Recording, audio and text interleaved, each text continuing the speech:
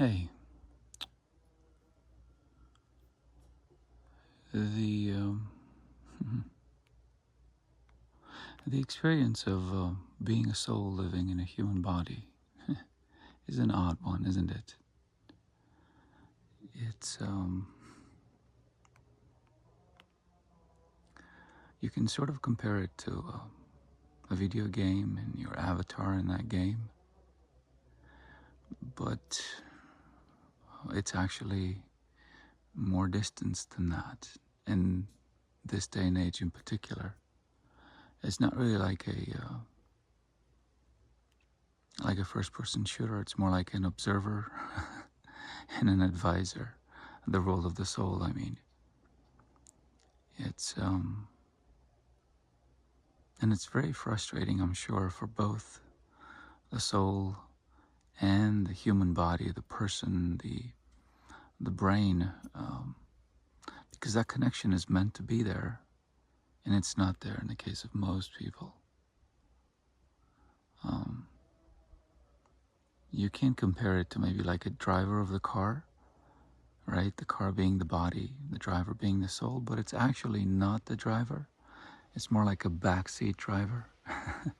It's more like that terrible image of the nagging wife that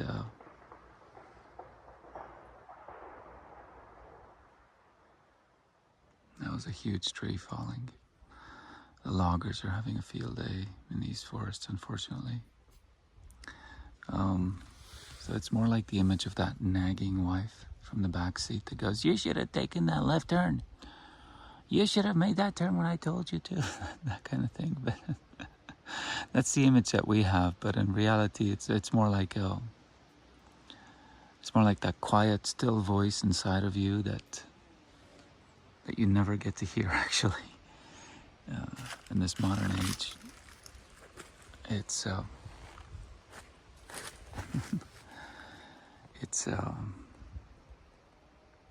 very, very seldom that one gets to hear the voice of the soul, unfortunately.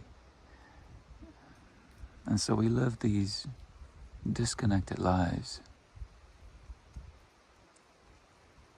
full of frustration and anger and disappointment and helplessness and sadness and, well, you just name it. We live through it. When it could be a whole lot better. But somehow, somewhere in time, the human race has unfortunately gotten disconnected en masse from their souls.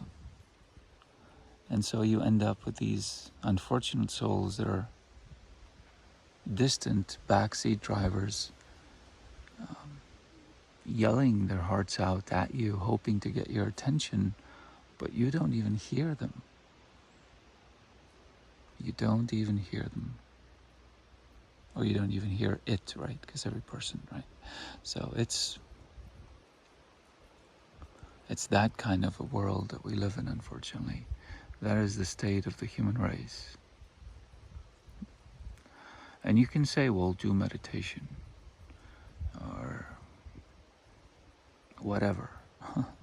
I'm sure there are countless people trying to sell you on services and products that are meant to help you connect with yourself and stuff like that. But mercantilism is not a solution when you want a connection to the soul.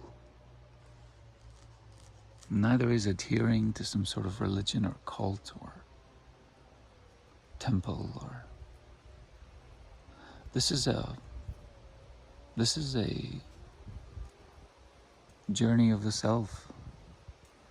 This is a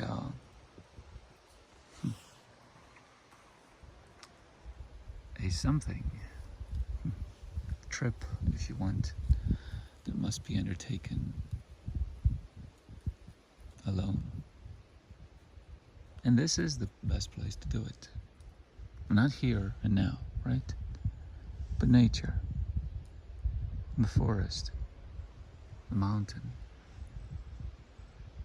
the lakeside, the seaside, but not in the touristy places, right? Away from people.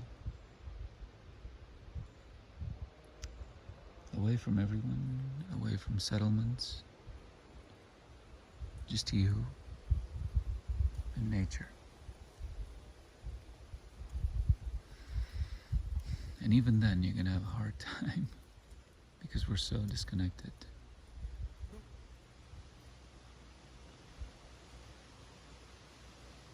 But this is where you start.